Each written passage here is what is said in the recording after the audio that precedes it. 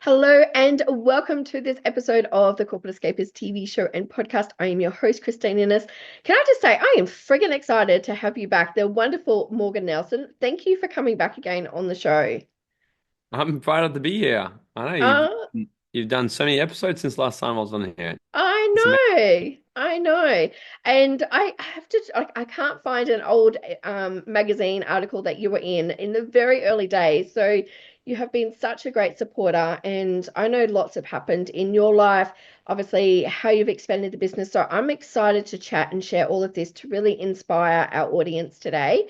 But as people know, I get super carried away. So I'm going to pause for a moment. I'm going to let you share a little bit about yourself and let's have an epic conversation. Yeah, for sure.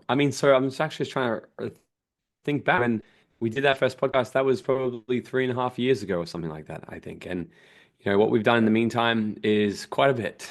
So I think last time we talked, I was kind of in the cusp of a bit of a transition of what I was doing.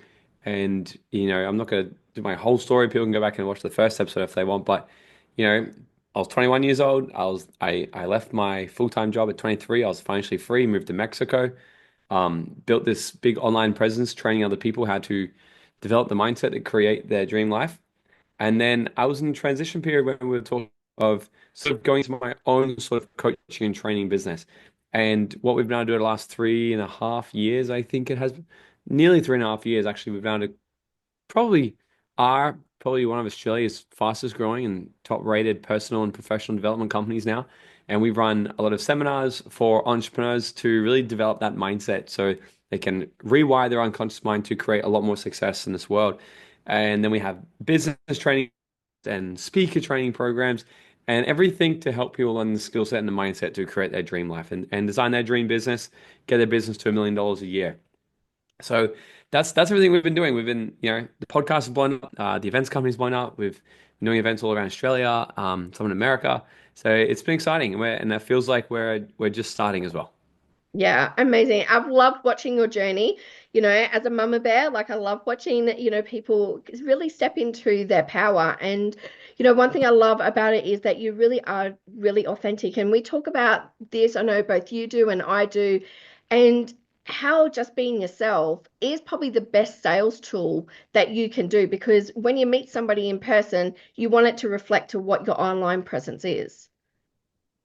Yeah, absolutely. I was actually having a conversation with someone yesterday. I'm speaking at this event next week in Brisbane, and she's like, I just want to get in here and meet you and just sort of, suss you out a little bit. I'm like, that's cool. And she's like, I like what you guys are doing and you seem to sort of um well, she said something like you seem to sort of be the same person as we see online. And I'm like, yeah, well, I do try to be like that. I do try to be the exact same person in person as what you do see online. And I think um the whole online entrepreneur world sort of makes people feel like they have to take on a different persona to sort of be somebody that they're them, live into this different identity. And I think that's the biggest thing that sort of holds a lot of people back as well. And the moment I decided to just show up authentically as myself, unapologetically, and some people will love it, and some people won't, was the moment that not only my business started to grow, but also I just felt a lot better doing what it was I was doing. So authenticity is absolutely the key. It's definitely it's a funny compliment we get after most events. People are like the same person as you are online. I'm like, well, who do you want me to be? You know? Yeah. Yeah, exactly. Obviously, like we've, known each other for the last couple of years. What's been one of the biggest sort of like personal growth that you've seen in yourself over those couple of years? The biggest thing was it was funny because when I was 21, I built a business so I could have financial freedom, and that's all I wanted. I just wanted freedom. I moved to Mexico. I woke up when I wanted. I worked if I wanted. I didn't work if I wanted.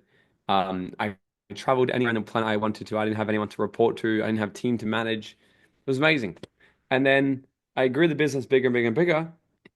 And then a few years ago, we pivoted into this business, and I carried those old ways of thinking about business into this new business. And I was like, oh, I want to create freedom. And so I was like, I want to create massive impact and massive freedom simultaneously. And I think you absolutely can, but at some revenue threshold, we will hit this level where it's like something's going to give. So I sort of growing this company and we're doing, I don't know, 500,000 to 1 million a year. And it was I could do that. I could have all this freedom still. And if I didn't want to work one day, I just wouldn't and nothing would matter. Like it was fine. And sure enough, like today I could have days off, sure, and nothing matters as well, but with more planning. But the biggest thing I had to realize was in order for me to get really my company to another level, I had to get out of the way of thinking as a small time business owner. Because when the businesses are small, you really can grow as a side hustle. You can have it as a side thing. You can live life first, business where you can operate on a few hours a day. You can have maybe a VA or an assistant or a marketing team or something, and it's quite simple to sort of manage. And if you take a week off, nothing's really going to matter. And what I realized was, in order to get to this next level, when we're pushing, into the multiple seven figures now, is, one is if I'm not showing up to my absolute best self every single day, number one, I'm not pushing the company forward. But number two, we have staff now. And it's like, well, if I'm not around, people don't usually perform as best as what they could, right? Uh, so the biggest thing I've had to sort of realize was going from thinking like a small time business owner and a side hustler to bringing in an identity of a full-time business owner and a proper CEO. Like I used to be a business operator, sure. I used to run my business and I think a lot of business owners get stuck in getting good at sales. I can sell a product, I can deliver my product, and I can market it. Sure, I can sell, deliver, market. And they get stuck there. And what it's about is to really get to this next threshold is understanding leadership. So how do I duplicate myself? How do I duplicate my ideas, my strategies, my work ethic, my hustle, my KPIs, my performance? How do I duplicate that to other people and inspire them to actually want to do that?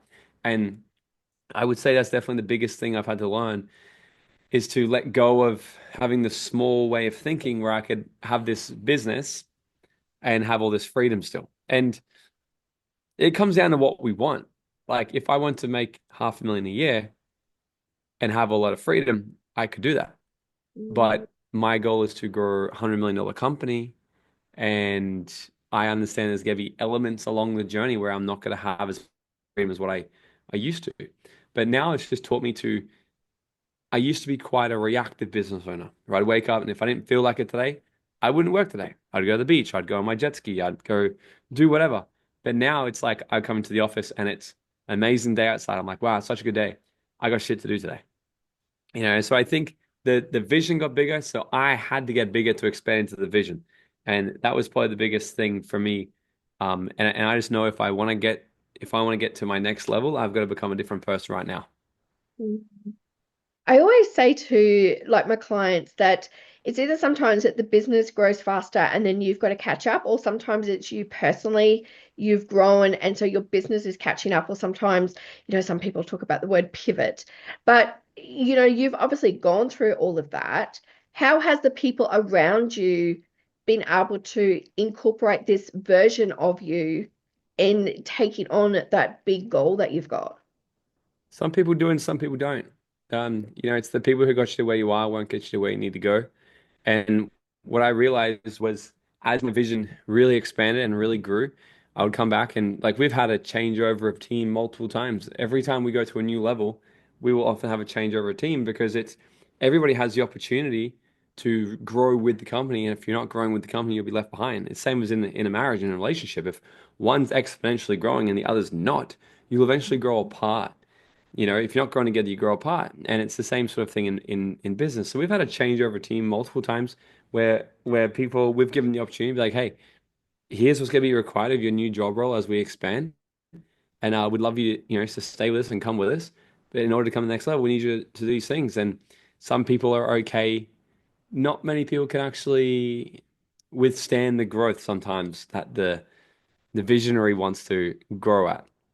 And then, Mm. of course, they have the opportunity to either grow and expand themselves and get uncomfortable as well, or they stay where they are and then go work with a company that doesn't want to push that far. So we've definitely had that happen. As for people around me, all of my friends are the exact same. All of my friends it's like every time we get together, we're all pushing each other. We're all getting there. And it's almost like it feels like if none of if none of us are growing at the pace that the pack is going, we'll be left behind. And it's like that good mentality. So whenever I catch up with my friends, we're always talking about newer goals and the new challenges that come with it and the things that they've got to work through to get to it. And you know, a lot of our friends, we just inspire each other with the things that we do. Like I have a friend that will, you know, they just turned over $100 million. You know, they did in sales in the last 4 years, and they've exploded their company. And you know, and then some of my friends will look at the things that we're doing, like our podcast is growing, I'm able to get over to America and network with these amazing people and these big opportunities that are coming. So we're all individually pursuing the next opportunity of growth for us, whatever that means individually. And I think that's, you know, my circle has never, no one in my circle has had a problem with the growth. All right. Mm, It's only the people, you know, the people who don't keep up. And that's kind of the things. That's why it's super important to have the right people in your corner. And then as for my partner, she's chill. She's extremely supportive and she's amazing. And we're obviously having a kid soon. And you know, and she said for one, it's really about understanding each other. I really understand her love language is quality time. I understand that things are important to her and we're on the same page. So when we talk about like how I'm gonna have to go to America and spend 3 weeks networking, doing events and things over there, when because I just came back from America and she's over here pregnant. And of course, I would be like, oh my God, I shouldn't leave my pregnant girlfriend. You know, fiance next year. I shouldn't leave her. But we both understand the assignment. We both understand the sacrifices I'm taking now to make sure that in 5 years, we can have whatever life we want with our whole family. So the open communication has really helped us better make not only the right decisions, but make the fast ones as well. And that's one thing, you know, we're very in tune with company goals, personal goals, what we're doing, and therefore the sacrifices. So I asked her yesterday actually, we're due at the end of June. And I said to her, I'm like, hey, do you reckon mid-July is too soon for me to head to Mexico for a quick week? Because there's a business conference there I want to attend. And she's like, July? I'm like, yeah. I'm like, it's super risky. I think I might just leave it to the last minute. I'm like, I don't want to plan it, and then maybe you're a week late or something like that. But maybe I'll leave it to the last minute. But like, if you're on time, or even if you're a week early, I think 2 weeks later we'll be okay. You know, we can get support here. And she's like, yeah, let's just play because she gets it. She understands that I'll still go over there. Every time I go over to America or somewhere like that, and I hang around with other people, I come back goals are bigger, ideas are bigger, strategies better. So she understands because we're on the same path like that, right? So we can understand sort of, is this short-term sacrifice gonna be worth it? yeah, absolutely. I was having a conversation with friends yesterday. We did a big collab shoot, and it really is like you're saying, the people around you, like they motivate you. Or I call them the energy vampires that will literally just suck the life out of you because they're not where they want to go. How have you dealt with obviously letting certain people fall out? Because I know that's obviously been a process over the years, letting them go out of your circle. Because I think this happens to a lot of business owners because we have big, massive goals and we can share that because we're the visionaries. And some of those people don't understand it, but they just want to still be around you and maybe sit in their own pity party for a little while as well. Yeah, well, I think that's a good indicator that they were friends or they were people in your circle in a different era. And I'm not a big fan of getting rid of people out of your life, but what will naturally happen is the more we really double down on what's important for us and our goals and our vision, we will either attract to us uh, or repel people that are for us or not for us. So, because we tend to hang around with people that are like us, that have similar ambitions or other values. So, the values in life that we have with people are the things that actually form relationships.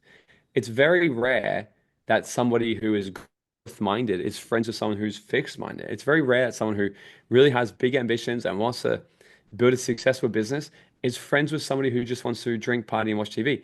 It's just not, it doesn't usually happen because they're completely different values in life. But what happens is when we're younger, we all have quite similar values. We kind of like our values sort of overlap. Maybe we value success and growth, but we equally value fun and partying and watching TV. As we start to grow, if the values don't continually keep overlapping, we just simply lose common interest. And that's the thing that you've got to sort of check in and look at. Like, are the people that I'm surrounded with, do we have similar values? Is it easy to be around each other? Do we support each other? Do we lift each other up? And these are common things to sort of look at. But every business owner is going to go through that.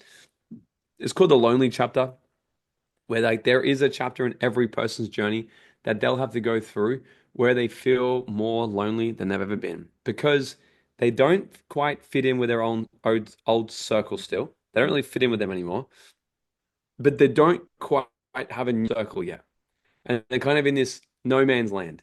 And my suggestion is to get over that as fast as you can because how we get over that is making the decision to go all in. The reason why people will sit in the lonely chapter and not be accepted yet by the next table of the big dogs is because they're not taking shit seriously yet.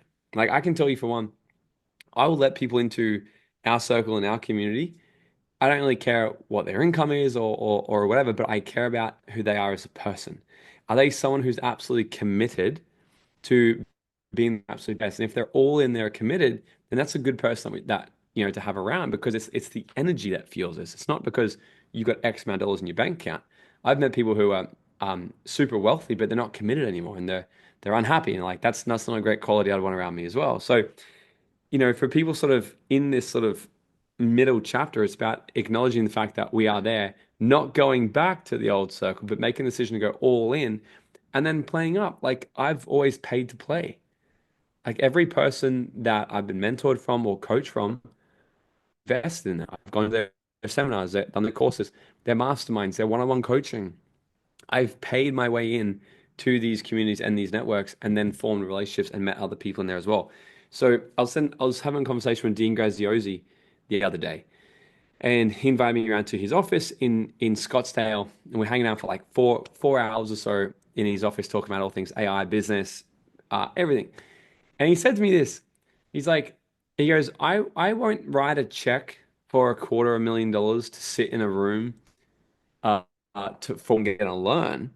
I'll write a check for $250,000 to sit in a room because that keeps the people out who won't write $250,000.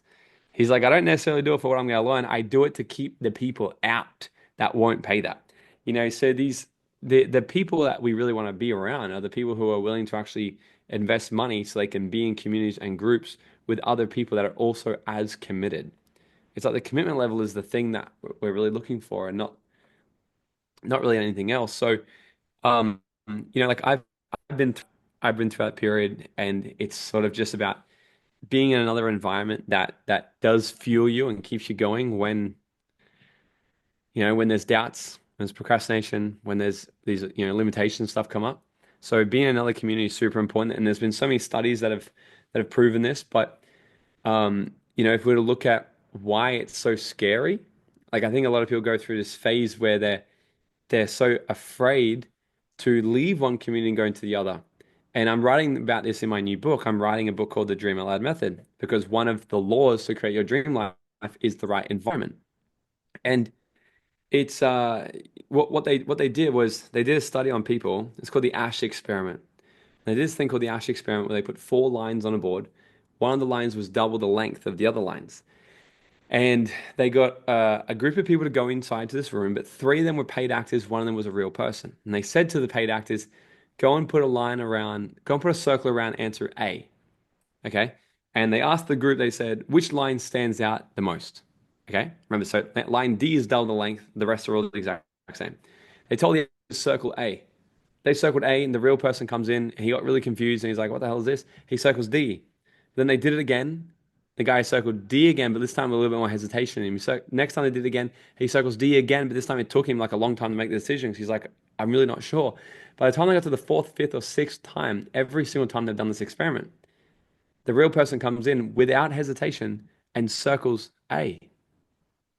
So eventually, what they've shown is that over time, and not even that many times, four, five, or six attempts, if the majority of people are saying this is the answer, it has been shown that we will also agree that is the answer, even if we don't actually fully agree with it. We will deny our own reality. Okay. We will see it in front of us, know the answer is D, but not feel safe to answer D. We'll feel safe to answer A because why? It all comes down to survival. We're working like a 20 million year old brain here. And the only thing we care about is surviving. And we understand that we have a higher chance of surviving if we are with the tribe than by ourselves.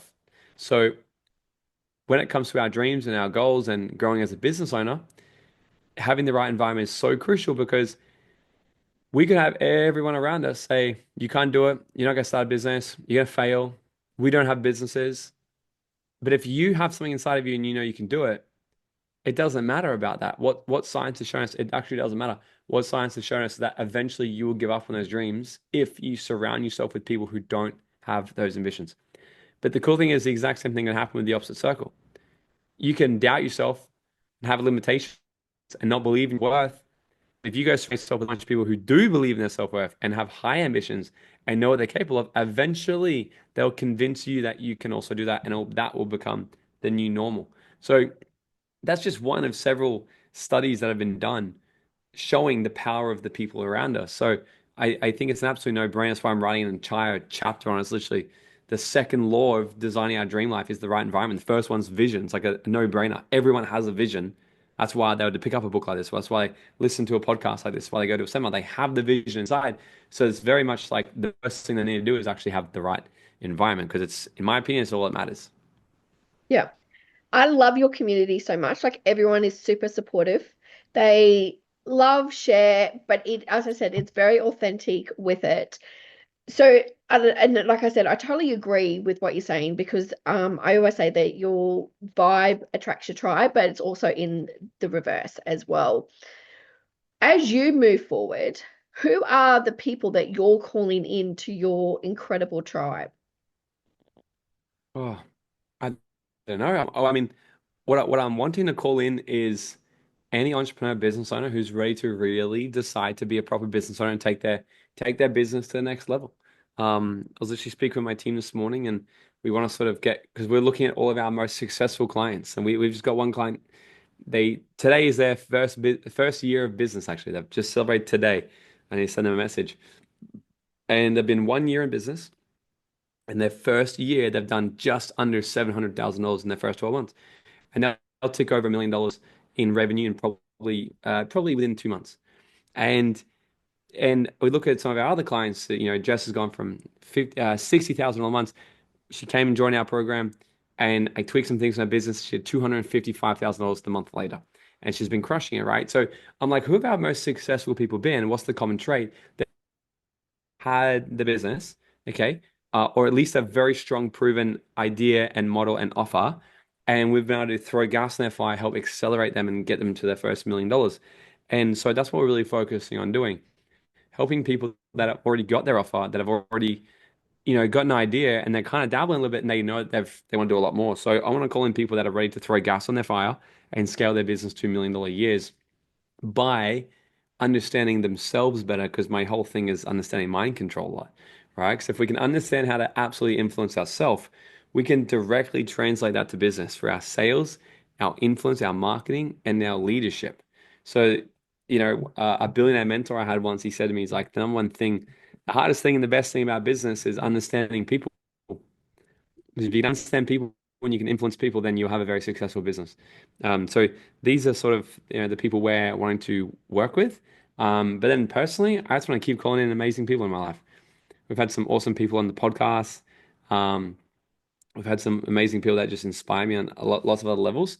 Um, and yeah, so we got Dreamfest coming up again this year. I don't know when this will be live, but hopefully it's after this week we're going live, and we've got Dan Martell, who is he's going to be the keynote speaker at Dreamfest this year. So we've got some incredible people that are coming to collaborate, and I think yeah, I think we're meeting some awesome people. So I don't want to stop the momentum at this moment. Well, I have absolutely loved watching your journey so far.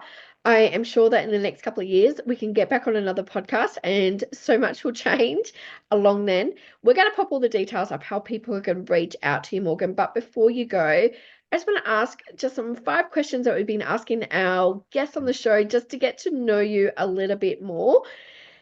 First question is, in the spare time, which I know you don't have a lot at the moment, would you prefer to watch a movie or curl up and read a book? Watch a movie. Watch a movie. Love it. I love it. Do you have a go-to movie? I have like go-to movies depending on my mood. Um, I don't have a go-to movie, but I have a series, and what I'm absolutely obsessed on is anything that's related to spies. I love Okay. espionage films, especially if they're a true story. So that's my go-to. Okay, I love it. And obviously, travel is one of the things that you love the most. Do you prefer to travel by boat or by plane? Funny enough, by plane because I've never traveled by boat internationally, but I'm doing my first cruise this week coming. I'm speaking at a conference actually on a cruise ship. Wow, That's the amazing. first time I've ever actually traveled anywhere on a boat except for like sail Croatia or something. Yeah, But definitely plane because I can lay down, get some champagne, get there yeah, faster. exactly, exactly.